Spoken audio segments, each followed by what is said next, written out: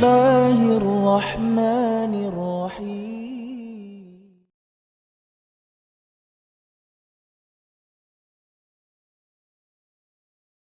الحمد لله رب العالمين، والصلاة والسلام على أشرف الأنبياء والمرسلين وعلى آله وأصحابه أجمعين. رضيت بالله ربا وبالإسلام دينا وبمحمد نبيا ورسولا.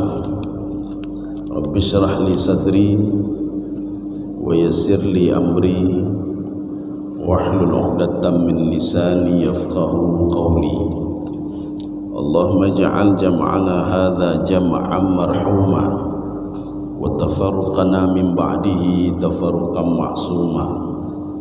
Kaum muslimin dan muslimat sidang jamaah subuh yang dirahmati Allah. Mungkin kita bertanya-tanya, syaitan itu minta izin kepada Allah untuk menggoda manusia, atau dia sudah duluan diberikan izin oleh Allah, atau yang ketiga dia memang diperintahkan oleh Allah untuk menggoda manusia. Nyo yang doh le.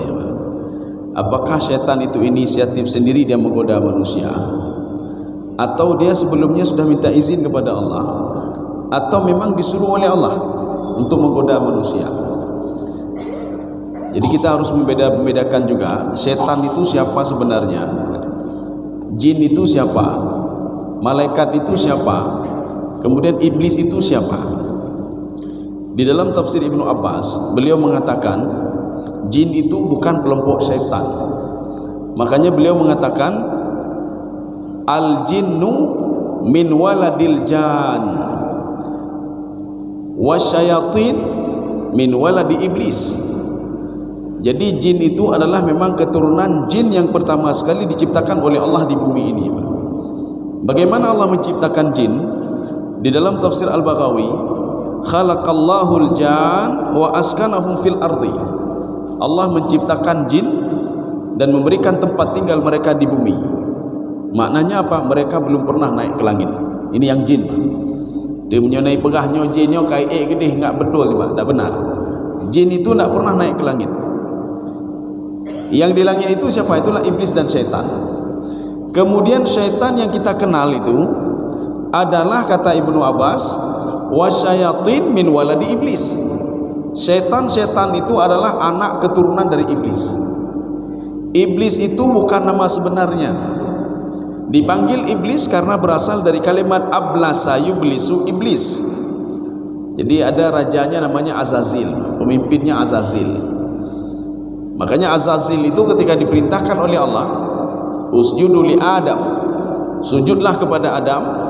Makna sujud apa? Berikanlah penghormatan kepada Adam alaihissalam. Fa'aba wastakbara, mereka tidak mau.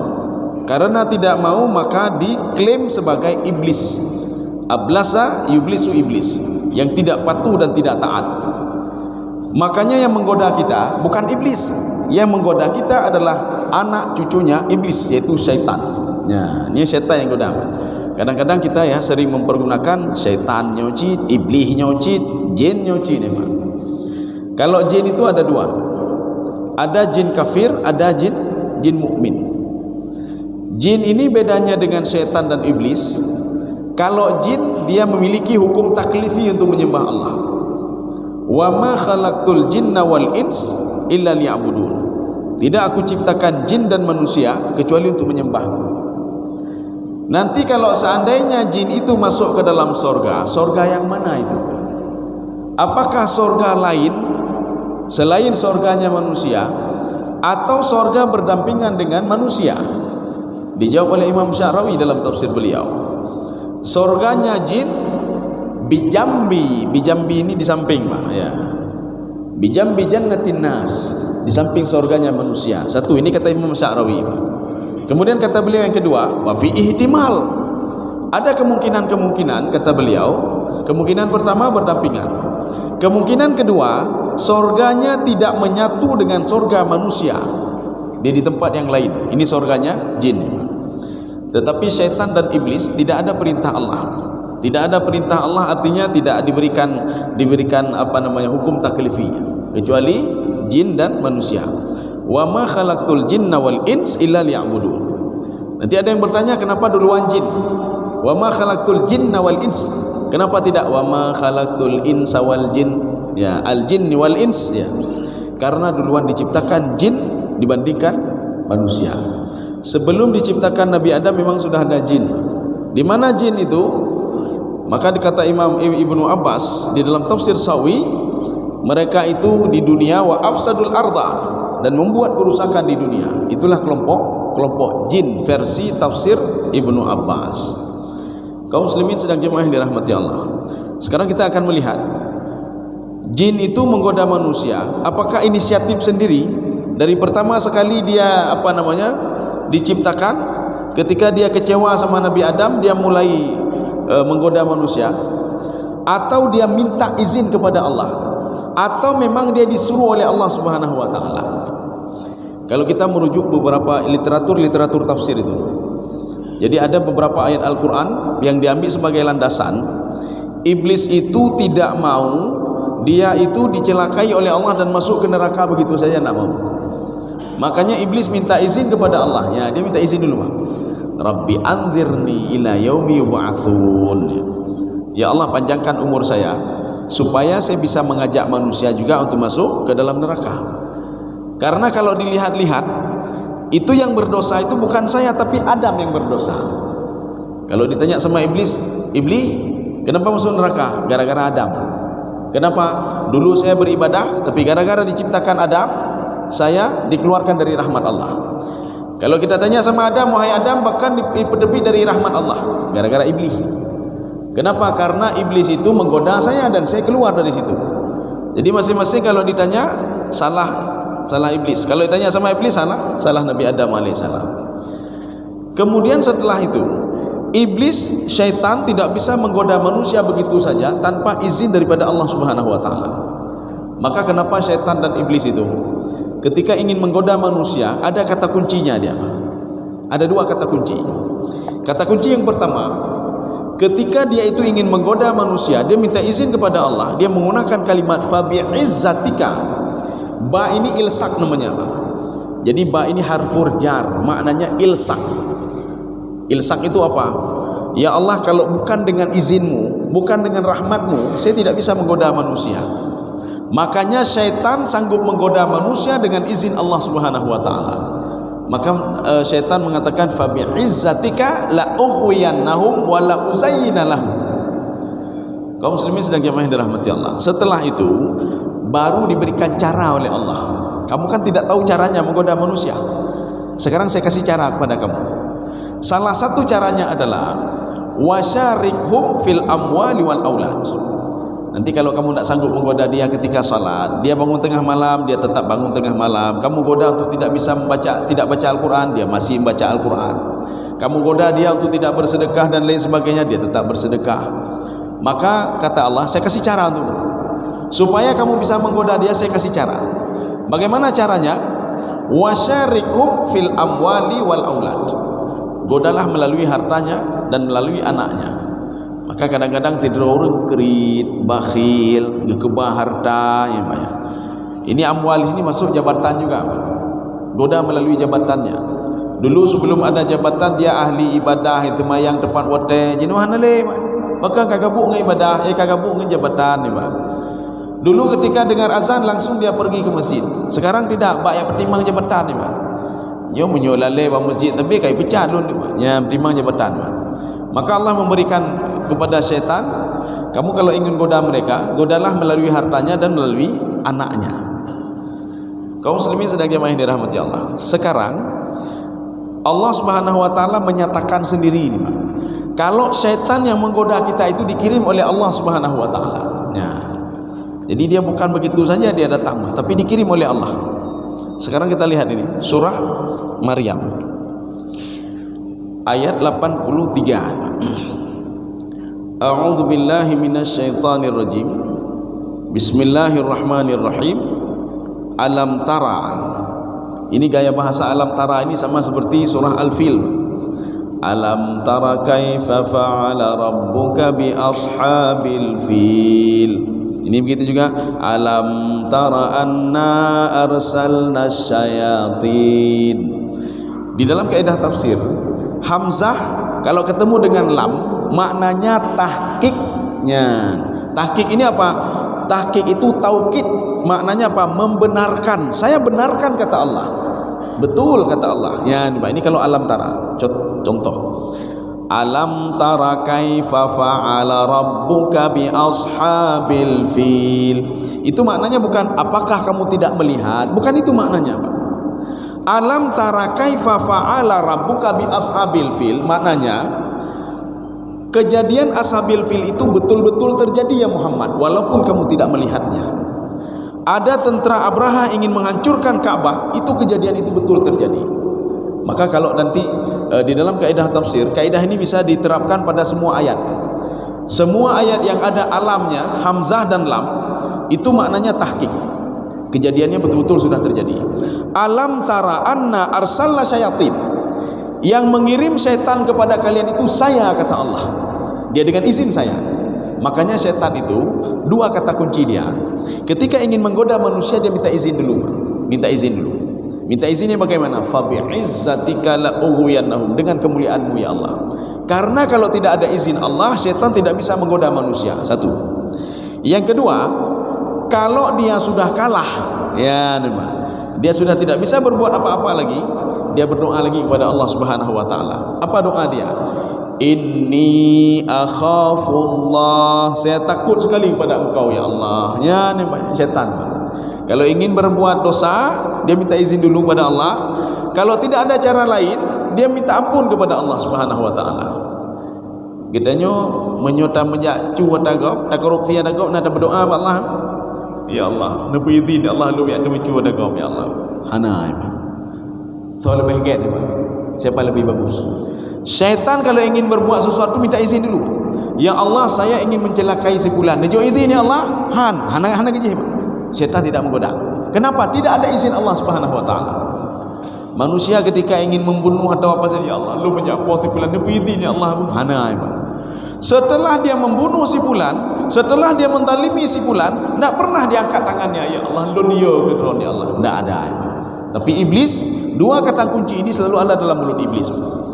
Makanya ini akhafullah itu nanti di neraka, ketika masuk ke neraka keluar lagi kata-kata itu, Pak. Inni akhafullah. Ketika manusia menghujat dia, apa kata iblis? Yang saya janjikan kepadamu itu tidak benar. Yang dijanjikan oleh Allah itu benar. Kenapa? Karena saya takut sekali kepada Allah. Ini kata iblis. Kaum muslimin sedang jamaah yang dirahmati Allah. Sekarang kita lihat. Alam tara anna arsalna syayatin. Ini seperti kita jelaskan, inna, anna panjang, anna satu lagi Pak, ada ya. Itu maknanya semua berbeda. Inna maknanya sesungguhnya, tetapi dia di awal ayat. Makna di awal ayat kalimat itu adalah kalimat permulaan, kalimat ibtidaiyah, kalimat ibtida'. Innallaha wa malaikatahu yusalluna 'alan nabi. Artinya kalimat ibtida'. Bermula sesuatu itu Allah Subhanahu wa taala, ini permulaan namanya, ini ibtida' namanya, Pak. Kalau dimulai dengan annallaha yubashshiruka bi ghulamin ismuhu Yahya. Dimulai dengan anna. Maknanya apa? Ini di tengah-tengah kalimat, bukan ibtida'. Permohonan anak Nabi Yahya, Nabi Zakaria mohon minta anak bukan hal yang pertama ini, Pak. Makanya anna di sini adalah anna, kalimat di tengah-tengah. Setelah beberapa kejadian maka dimulai dengan apa namanya? Disambung dengan anna. Dua. Yang ketiga, inna anzalnahu fi lailatul qadr. Innanya panjang, inna. Kalau ada innanya panjang, itu terdiri dari dua suku kata. Inna nahnu, sesungguhnya kami. Karena kalimatnya susah, inna nahnu, maka digabungkan menjadi inna. Itu maknanya sesungguhnya kami, Pak. Sudah tiga. Yang keempat, nanti kalau inna itu di awal ayat.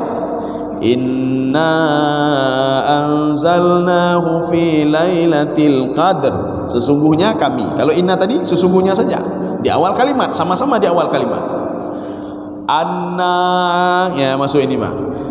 Alam tara anna arsalna syayatin. Ini anna kalau panjang itu maknanya apa? Sesungguhnya kami juga, tetapi di tengah-tengah ayat 4. Yang kelima, anna menggunakan ya. Anna laki hadza, anna yuhyi hadhihi Allahu ba'da mautiha. Artinya mustahil, bukan sesungguhnya lagi, sudah mustahil. Maka ketika kita mendengar ayat Al-Quran nanti, anna laki hadza, bukan sesungguhnya, bukan, tetapi apa? Mustahil. Dari mana makanan ini? Kata Nabi Zakaria, mustahil ada. Ketika Nabi Uzair alaihissalam melihat satu kampung yang sudah diberikan rumahnya sudah roboh, orangnya sudah meninggal, apa kata Nabi Uzair alaihissalam? Anna yuhyi hadhihi Allahu ba'da mautiha. Mustahil, bagaimana mungkin dibangkitkan kembali? Kalimat ini yang keluar dari mulut Nabi Uzair alaihissalam yang diabadikan dalam Al-Quran, ini bukan berarti Nabi Uzair tidak yakin kepada Allah. Ada dua kemungkinan. Yang pertama, untuk mengajarkan orang lain, mengajarkan pengikut-pengikutnya kalau Allah sanggup membangkitkan orang mati. Satu. Yang kedua, kata Imam Al-Baydawi dalam tafsir beliau, lil iftifsar, untuk klarifikasi. Ya Allah, tolong klarifikasi sebentar, nampakkan kepada saya supaya saya bisa mendakwahi pengikut-pengikut saya. Bagaimana engkau bangkitkan orang yang mati ya Allah?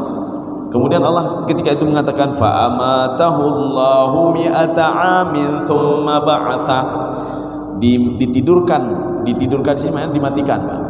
Nabi Uzair alaihissalam dicabut nyawanya, dia tertidur selama 100 tahun. Setelah itu dibangkitkan, dilihat tulang belulang sudah menjadi tulang, kemudian dirakit kembali di depan matanya sendiri. Ya, ini istifsar namanya, klarifikasi. Kita lanjut lagi, Pak. Alam tara anna arsalna syayatin. Rupanya yang mengirim-kirim setan ke kita itu memang sudah diizinkan oleh Allah. Dijak aju pelan, goda aju pelan, goda laju pelan, goda laju pelan. Ya, sudah dapat izin Allah Subhanahu wa taala. Tetapi Allah Subhanahu wa taala mengatakan, ada hamba-hambaku yang tidak bisa kamu goda. Ya, ada hambaku yang bisa kamu goda, ada yang tidak bisa kamu goda. Dan pengakuan ini diakui sendiri oleh iblis, Pak, dan syaitan. Syaitan, iblis mengakui kalau manusia khusus tidak bisa dia goda. Siapa itu? Ibadaka minhumul mukhlasin, orang yang ikhlas beribadah. Ikhlas itu bagaimana? Abi kepuput katuo ya, Pak, kepuput. Hana jeda bago karena ibadah dulu diri dia sendiri ya, Pak. Abi kepuput ka abi kepuput ka abi. Jadi hana tu abi betul-betul tahajud uklam ka. Hedan, kita nyampakan hedan. Tahajud uklam. Hana perlu jeda bago, Pak. Untuk apa jeda sama orang lain? Kita ibadah itu kan kita dan Allah saja, Pak. Kita ibadah dengan Allah. Walaupun keligok macam-macam bah gede, Pak. Yang penting kita ibadah sama Allah Subhanahu wa taala. Ya. Kaum muslimin sedang jemaah yang dirahmati Allah. Hokanya, Pak. Alam tara anna arsalna syayatin. Itu yang mengirim setan itu saya. Tetapi kata Allah, ada hambaku yang tidak bisa kamu goda, illa ibadiya minhumul mukhlasin, kecuali hambaku yang ikhlas beribadah. Dijawab juga oleh setan, saya bisa menggoda mereka kecuali hambamu yang ikhlas beribadah kepadamu. Jadi ikhlas beribadah itu dalam bahasa awam, ini dalam bahasa yang mudah kita pahami. Karena ikhlas itu susah untuk digambarkan. Pakiban gambar ikhlasnya pakiban. Hana doa pegah ada yang Pak. Ya, hana doa pegah ikhlasnya pakiban. Maka diberikan gambaran ikhlas itu, ini kalau bahasa awam, Pak, menikmati ibadah. Ya. Kalau kita sudah menikmati ibadah, kita nikmat dalam memberikan sedekah pada orang yang kita nikmat kasih itu, Pak, kasih sedekah itu, Pak. Sebagian orang kan mekrok muka, Pak. Habis kejutnya mekrok muka, dah tapi hantar ya mekrok muka ni, Pak. Kali kita bantu kau mekrok muka, Pak. Sudah kita berikan pada orang lain lagi hananya. Setelah kita salat tengah malam, itu mayangnya, Pak. Kalau dia menikmati ibadah, ini sama kalau seperti orang mengatakan khusyuk itu bagaimana? Khusyuk itulah lagi ikhlas, Pak. Dia menikmati, Pak. Dia salat subuh, dia menikmati salat subuh itu. Arti nikmat apa? Nikmat bagi dia salat subuh, bukan beban, Pak.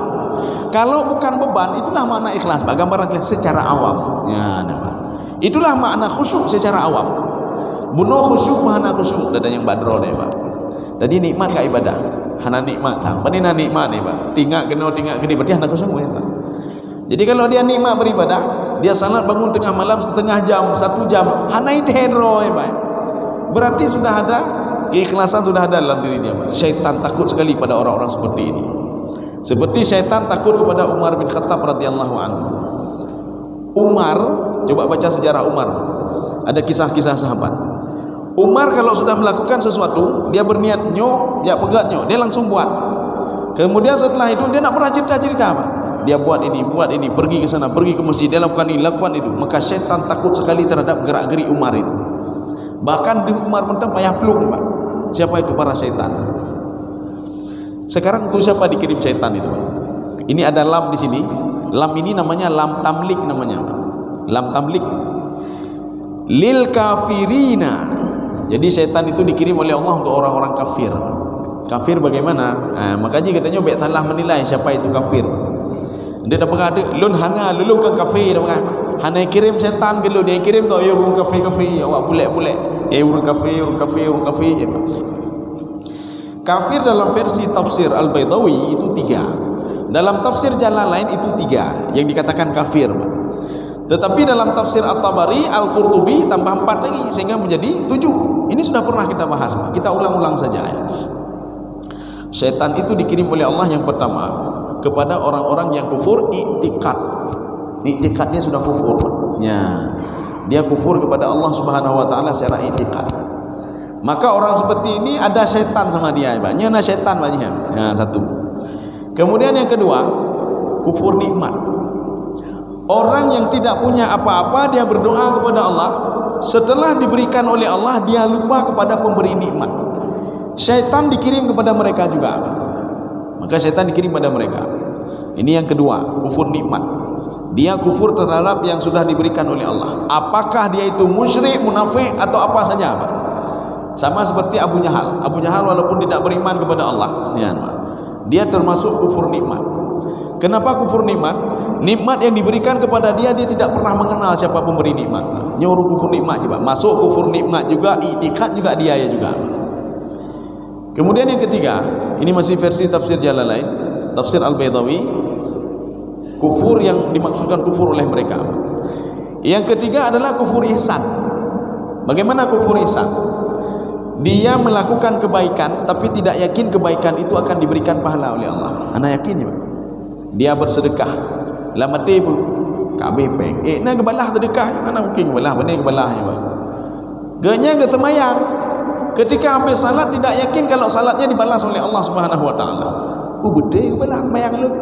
Betul kebalah haji lu dia. Betul kebalahnya. Ana yakin ni Pak. Ini kufur ihsan namanya Pak. Atau dia berbuat kejahatan, dia tidak yakin kalau kejahatan itu akan diberikan sanksi oleh Allah. Gede mencuat agak, gepajuh agak, gedalimi gop.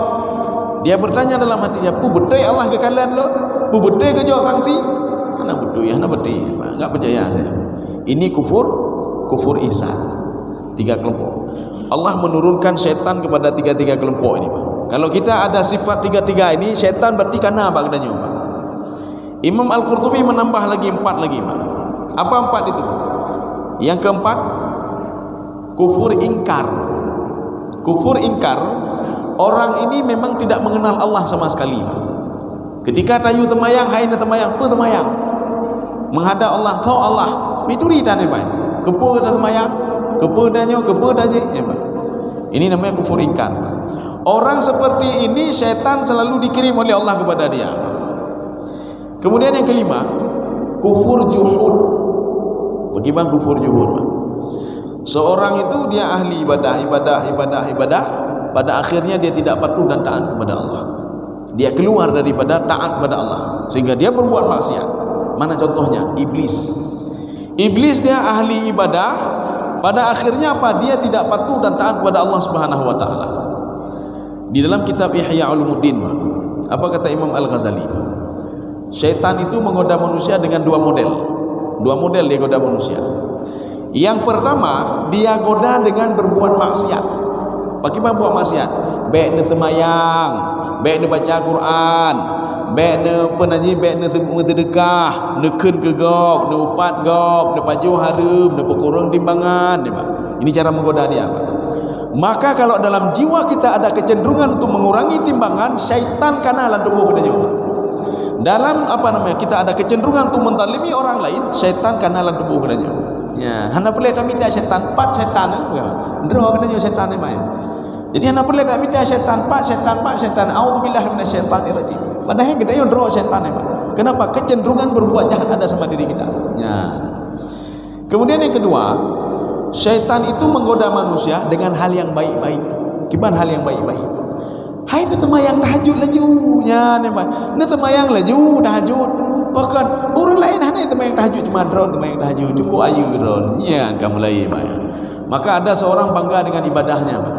Oh dari sekian banyak ini yang tahajud engkau helun. Ya ibitilah li syaitan drone yang paling hebat. Mana awaknya? Hana hebat awaknya. Awaknya hebat semayang fardu mentang tahajud hanya itu ibadah haji. Oh ka bangga kayu. Maka syaitan ketika seorang itu dia bangga dengan amal ibadahnya, dia ria dengan ibadahnya, syaitannya ipopok jaro. Kenapa ipopok jaro? Seorang ini sudah batalat a'maluhu, batal semua amal ibadahnya. Gara-gara apa? Na takabur Pak, na ria. Jadi dia beribadah bukan karena Allah lagi Pak.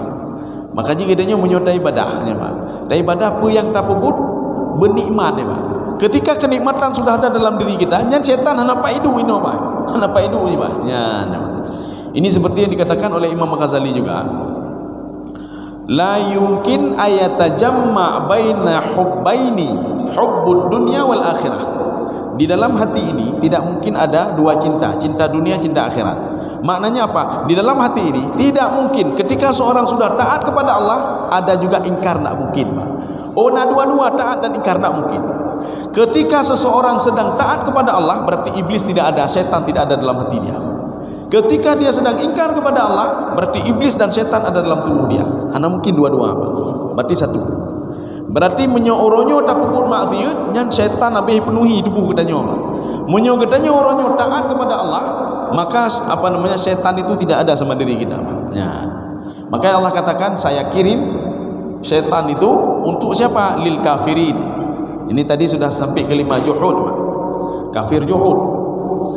Yang keenam, kufur inat. Inatnya apa? Kerhule Pak, kerhule. Genyan gedepu, kan hana gedepu yang temayang wajib, gedepu temayang wajib, hana temayang. Ya ni Pak. Nyan makaji syaitan dikirim oleh Allah untuk mereka Pak. Sudah diizinkan oleh Allah. Nyo kalau peridin be, negoda lah juga dia hana bukunya. Urang hana temayang memang calon-calon neraka Pak. Calon kemurkaan Allah. Orang yang itu pun puasa wajib hana puasa. Dia tahu ngomongin orang lain itu tidak benar, dia tahu tapi dia lakukan juga. Nya syaitan mendukung ya. Ini yang keenam. Yang ketujuh, kufur nifak. Nifak. Bagaimana kufur nifak? Seorang itu dia pandai ngomong saja, Pak. Ipegah sembahyang wajib, kadanya harubino. Ada kebubut. Mari kita bersedekah.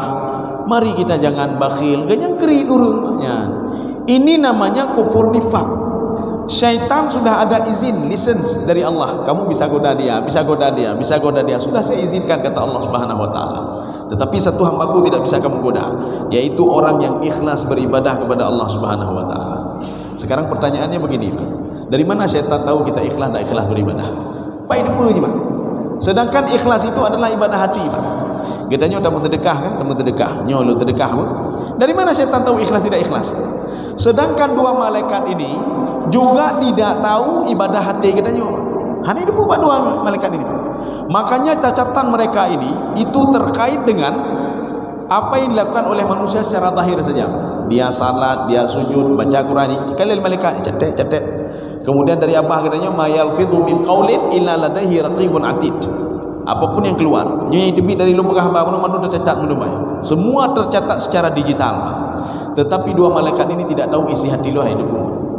Apakah saya ikhlas dan tidak ikhlas hidupmu, Pak? Nyolunjak kena dengan nid bina hanya hidup dua malaikat ni, Pak. Tak tahu, Pak. Yang tahunya malaikat lulun sembahyang jamaah di sini, Pak. Malaikat tidak tahu apa ikhlas atau tidak ikhlas, Pak. Sekarang masalahnya kenapa keluar kata-kata dari iblis dan setan itu? Saya semua hambamu bisa saya goda kecuali hambamu yang ikhlas ya Allah. Bagaimana dia tahu ikhlas tidak ikhlas? Dijawab oleh Imam Al-Ghazali di dalam kitab beliau Ihya Ulumuddin. Apa kata Imam Al-Ghazali? Al-qalbu mithlul malik, hati itu seperti raja. Maka raja ini ketika ingin melakukan sesuatu, dia menyuruh kepada anggota tubuhnya. Raja meheut pe, raja meheut peng belu, raja meheut jabatan, maka geyu bak jaro hai ne cok ne rampas, hai ne yu bak mata ne kalon tiat, geyu bak kaki ne jak kenan ne. Makanya apapun yang dilakukan oleh hati itu dilakukan oleh anggota tubuh. Kalau anggota tubuh hati ini baik, maka anggota juga baik. Kalau hati ini tenang, maka kepala tenang, kaki tenang dan lain sebagainya. Maka urang menyokan dengan mangat, hati ini pun hati ka tenang ya ne Pak. Menyona urang hana dengut-dengut, kaya Pak, berarti bermasalah dengan hatinya. Ada apa ini? Ya, masalah dengan hati Pak. Menyo hati dengut, mandum dengut. Hati tutah, mandum tutah. Ketika hati ini tidak ikhlas beribadah, ini kata Imam Ghazali Pak. Hati tidak ikhlas beribadah, gayang kagak bantu masjid Pak. Tertu juta bantu masjid. Hati yang apa Pak? Apa lo tertu juta? Tablonyo kah lebih lo? Tablonyo kah jid tablonyo? Tajak ke di Bali, jid tajak ke Eropah, jid tajak ke orang tertu jutanya kata infak ke masjidnya. Ini bukan hati Pak. Karena hati sudah medak-duk itu dilampiaskan kepada anggota tubuhnya sebagai bentuk kekecewaan. Akhirnya keluar dari mulutnya, "Telah lo bantu masjidnya guna." Nyan ke nyai dengar li iblis Pak. Oh, berarti anak ikhlas ni Pak. Ya, anak ikhlas beribadah. Iblis mengetahui kita ikhlas tidak ikhlas dari pergerakan anggota tubuh kita Pak. Ini sama seperti Rasulullah SAW mengetahui seseorang khusyuk atau tidak khusyuk beribadah. Pada suatu hari ada seorang pemuda yang disuruh ulang salatnya. Ulang demak temayang. Sahabat tadi bertanya, yang pemuda tadi, "Apakah ulang ya Rasulullah? Kamu tidak khusyuk."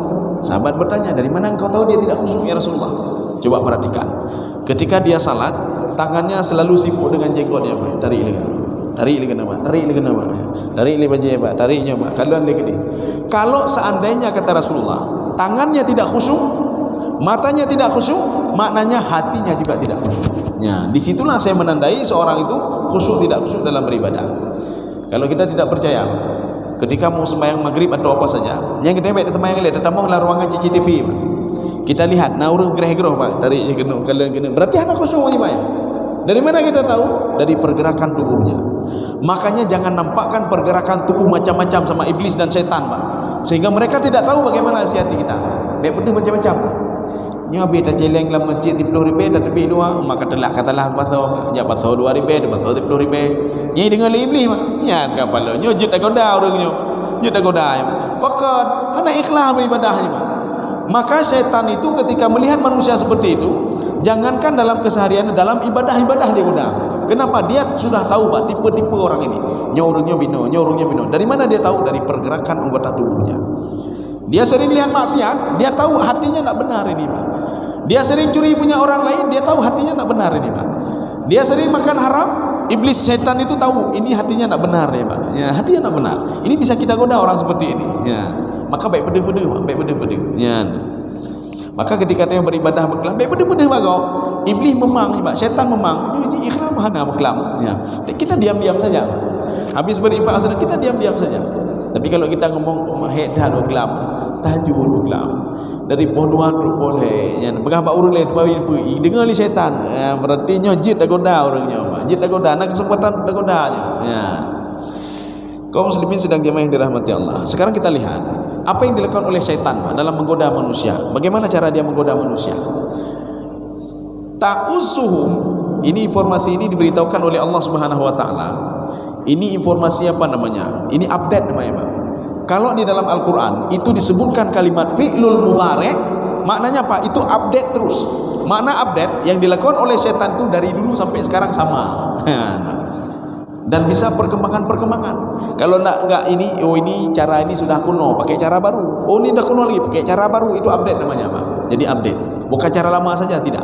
Maka terus ada inovasi dalam menggoda manusia. Makanya kita ini perlu belajar dari iblis dalam satu segi Pak. Belajar dari iblis. Apa yang kita pelajari? Iblis itu tidak pernah putus asa dalam menggoda manusia. Ketika dia sudah tidak berhasil, dia pakai cara lain, dia pakai cara lain. Maka merunuh dari iblis Pak. Getanya baik putus asa Pak. ketika beribadah tak berbunyi umahan li tak hek datang iblis hantai berahir. Dia cari inovasi yang baru, pakai cara baru. Katanya waktu dah didik anak, dah didik le, makan Allah le lu didik anaknya, tak pakai cara lain, Pak. Cara lain, Pak. Oh ini caranya seperti ini. Oh cara begini. Ya, Pak. Maka bela-bela dan merenung dari iblis. Bagaimana iblis itu sifatnya apa? Sabarnya luar biasa. Dan dia menggunakan berbagai cara untuk menggoda manusia. Ya. Ta'uzzuhum azza. Apa makna ta'uzzuhum azza? Tidak ada yang buat terjemahan ya Pak ya. Kita akan mengkombinasikan antara terjemahan dan tafsiran Pak. Ta'uzzu ini maknanya begini. Ta'uzzu yang egok-egok namanya Pak. Gok-gok. Ini ta'uzzu Pak. Ya. Azza ya'uzzu ini maknanya al-harakah bisyiddah. Kita mungkin pernah mengalami gempa-gempa yang sampai 8 ini Pak. Gempa menggok-gok ya Pak. Menggok-gok. Inilah yang dilakukan oleh iblis. Ini kalimat megok-gok, ini di dalam bahasa ilmu balaghah, ini namanya isti'arah makniyah. Isti'arah makniyah, contoh isti'arah makniyah Pak. Peluru itu merobek-robek tubuhnya. Bagaimana cara robek-robek Pak? Ya, Pak. Artinya dengan dahsyat sekali dia masuk ke dalam tubuhnya. Syaitan itu igok-gok manusia itu. Igok-gok maksudnya apa? Supaya dia tergelincir Pak. Supaya dia itu jauh dari Allah Subhanahu wa taala. Penggunaan kalimat ta'uzzuhum kemudian diulang sekali lagi azza itu dalam bentuk maf'ul mutlaq. Ya, ulang dua kali Pak. Ta'uzzuhum azza sebagai bentuk taukid. Syaitan itu rupanya betul-betul menggoda manusia. Di mana buktinya? Ada orang sudah bangun jam 1 malam. Dia kagenit, nyontek malam bedah tahajud. Kagak bedah yang puasa Pak. Jam 1 sudah bangun, sudah ambil wudu, tapi hanya jadi semayang. Sanghan aja deh ya. Inilah maknanya igok-gok Pak. Dia tidak main-main ya Pak. Ketika seseorang dari rumah sudah mempersiapkan duit untuk membantu Pak, pembangunan masjid, nyopeng 3 juta nyontu masjid ada mengapa untuk masjid pada jauh masjid. Oh mahnya tak duduk kedai kopi kan cukup mangat 3 juta ya Pak. Dapat jomi, dapat jomu, dapat jomu. Hana aja deh Pak. Nyan berarti syaitan sudah berhasil megok-gok Pak. Igok-gok katanya Pak. Ya. Kalau di dalam tafsir Ibnu Katsir, apa kata beliau? Ta'uzzuhum azza itu maknanya apa? Tagha yatghi tughyan. Sehingga seseorang itu dia melebihi batas. Gimana melebihi batas? Ya, di apa namanya? Air mineral ini batasnya cuma segini dia, Pak. Tetapi kita membuka ini segelnya dan memasukkan terus air, masukkan terus air. Air ini meluap terus. Ini namanya tagha. Tagha itu tughyan. Tughyan itu apa? Sudah apa namanya jauh dari Allah, sudah tidak cukup apa namanya tempatnya kecil tetapi dia meluap. Itu tagha namanya. Fir'aun itu sudah tagha, melebihi batas Pak. Melebihi batas dia seorang manusia. Ya pegah dro penaji, ya pegah dro raja, ya pegah dro nya tagha namanya Pak. Ya. Makanya setan menggoda manusia supaya manusia itu seperti Fir'aun, tagha itu yang sudah melebihi batasnya. Ini makna ta'uzzuhum azza. Maka tidak perlu heran kalau ada yang digoda oleh iblis, dia orang urung malim, tiba-tiba setelah itu menjadi urung kufur. Ya, ini tidak perlu heran Pak. Ya. Ini makna ta'uzzuhum azza. Tapi dalam tafsir Ibnu Abbas, makna ta'uzzuhum azza itu maknanya al-ighwa. Ighwa itu apa? Memperdayai. Dia bersedekah, tapi sedekah itu dia perdayai orang bersedekah tadi, sehingga sedekahnya tidak dianggap oleh Allah. Bagaimana caranya? Dia tetap bersedekah. Syaitan tidak bisa menggoda manusia ketika apa untuk menahan hartanya, tetapi dia pakai cara kedua. Boleh saja dia berinfak bersedekah, tetapi sedekahnya itu ikhwa itu sia-sia. Bagaimana caranya? Dia meyakinkan seseorang supaya dia ria dalam beribadah. Mandum diposting ya Pak, posting ya lepas apa posting Pak. Baru bantu kok 200 posting ya. Posting. Kalau bantu fakir miskin kalau hanya kalau siapa dikhawatirkan apa yang sudah kita lakukan tadi sia-sia saja. Ya. Tetapi kalau sebagai laporan itu tidak ada masalah. Nanti baik fikir ni kepala kan tu ho nama peng waktu ribe ya. Kan baju ho ana pai posting Pak. Sekedar laporan ada apa Pak. Tapi kalau sekedar lun hebat, lun ayu dah, lun dah posting di mendume kalau lun ayu dah kan tipulan mendang je yang ke tipulan lun je lun dah pernah hebat. Dikhawatirkan. Inilah yang dikatakan tadi ayya uzzuhum asa. Iblis itu menggoda manusia bagaimana harta yang sudah diinfakkan tadi tidak diberikan nilai oleh Allah. Bagaimana caranya? Dengan takabur. Yang menyuhana lu bantu manenanya nih. Kalau enggak saya bantu mana ada itu. Kalau enggak saya begini bagaimana ini? Ya kalau cuma yang dipegot. Jangan berarti kalau sudah ada itu maka batalat amal. Batal semua amalnya, Pak. Batal semua apa yang sudah dilakukan. Maka syaitan pokoknya roh. Ini makna ta'uzu azza. Pokoknya. Ya sudah. Sambung ayat dia. Sambung ayat dia. Setelah itu nanti ini kapan-kapan kita lanjutkan lagi. Fala ta'jal alaihim. Maka kata Allah, kamu kan sudah tahu sifat orang kafir kan? Ya, nampak. Orang kafir itu identik dengan syaitan. 7 orang itu identik dengan syaitan. Maka jika katanya hana perlahiran pada kala, ya Allah tipulan itemayang tan dia syirik kepadamu tapi harta pakan le hana perlahiran yang syaitan kata Allah ya hana perlahiran ya Allah tipulan itu itahajutan ibutan tapi bukan harta makin le ya Allah hana perlahiran yang syaitan kata Allah ya.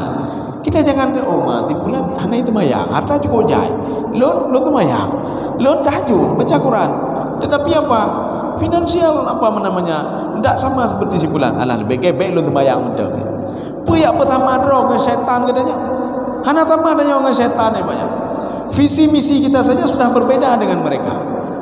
Makanya kata Imam Jalalain dalam tafsir beliau, kita ini kalau tidak menjalankan visi misi kita di dunia sama lagi awaknya, sama lagi orang musyrik, sama lagi orang kafir, sama lagi orang hana semayang, sama lagi menubah walaupun hartanya banyak. Apa visi misi kita kata Imam Jalalain? Jalankan perintah Allah, tinggalkan apa yang dilarang oleh Allah. Kehidupan kita dalam menjalankan kehidupan sama. Kita pagi-pagi pergi kantor sama dengan mereka. Kita kemudian pergi kedai kopi sama juga dengan orang tidak salat. Urang hanat mai jak kedai kopi je, Pak. Urang yang ingkar jak kedai kopi je, Pak. Ya, sama, Pak. Cuma bedanya apa? Kita menjaga apa? Nyo halu baharu. Ya, nya kena beda kena Pak. Itulah visi misi kita. Nyo na gayu le Allah keung gegap hana gayu dapat tinggal, Pak. Na gayu li Allah untuk salat, gayu atap puput.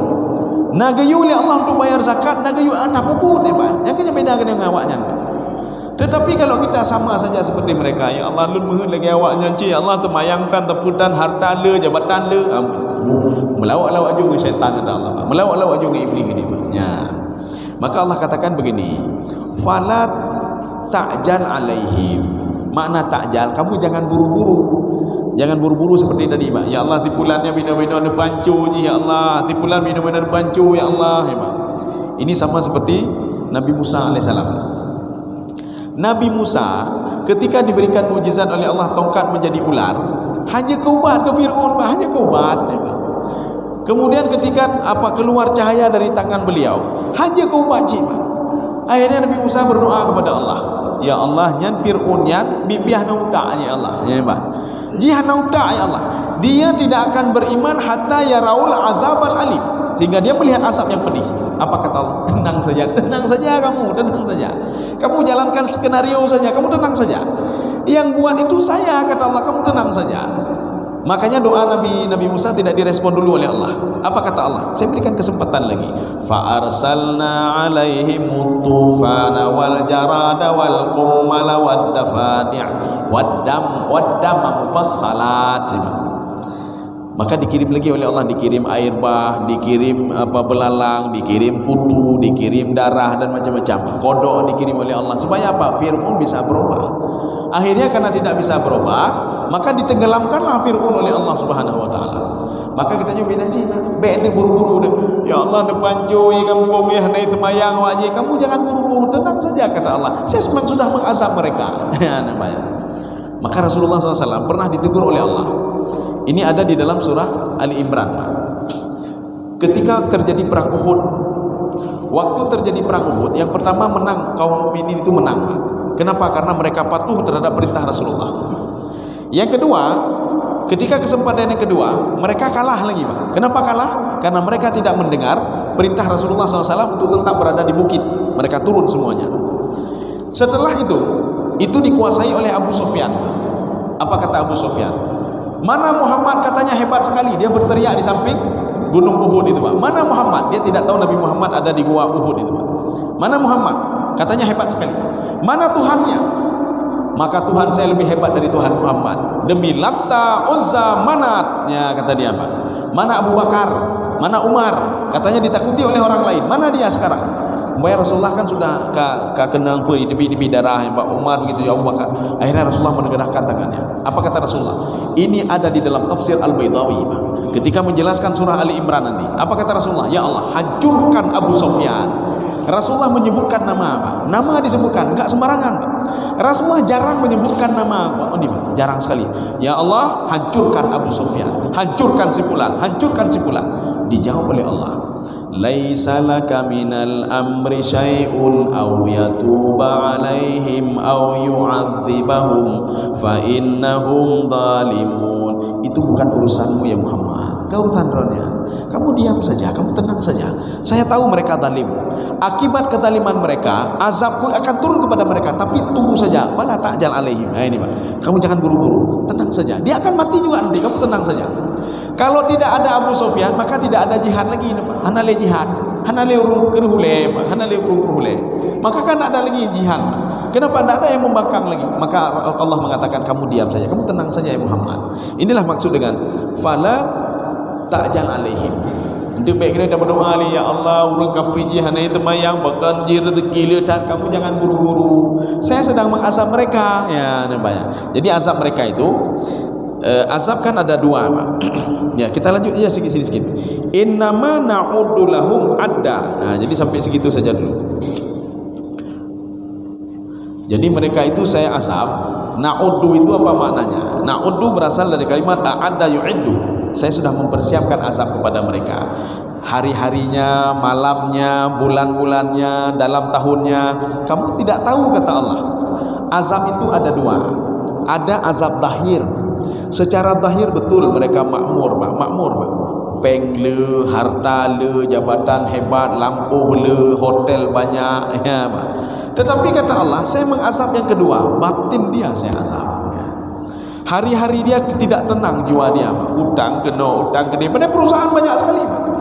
Kemudian dia sibuk sana, sibuk kemari, ribut dengan anaknya, ribut dengan istrinya, ribut dengan ini, ribut dengan tetangganya ya Pak ya. Padahal hartanya banyak.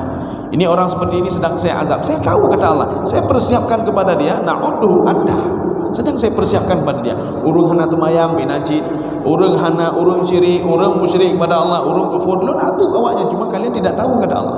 Kita kan melihat zahirnya saja. Mayu dah di bulan lu dah ada. Seperti Bani Israel melihat hartanya Karun. Umma bahagia tak Karun, harta cukup jai, mandu cukup jai. Diberitahukan oleh saudaranya temannya, kamu jangan lihat hartanya. Yang diberikan oleh Allah lebih baik nanti ketika dibandingkan harta Karun. Panenanya kasihan. Dia nikmatikan cuma sebentar saja. Ya, saya rasa cukup sekian saja. Ya, kapos 6:30. InsyaAllah kapan-kapan kita lanjutkan lagi. Nyo minggu kelima hana Sabtu kelima. Ya, penting ada Sabtu kelima, nanti kita tunggulah bulan depan lagi insyaAllah. Jadi mudah-mudahan ada manfaatnya bagi saya sendiri dan jemaah sekalian. Subhanakallah wa bihamdika asyhadu an la ilaha illa anta astaghfiruka wa atubu ilaik. Assalamualaikum warahmatullahi wabarakatuh.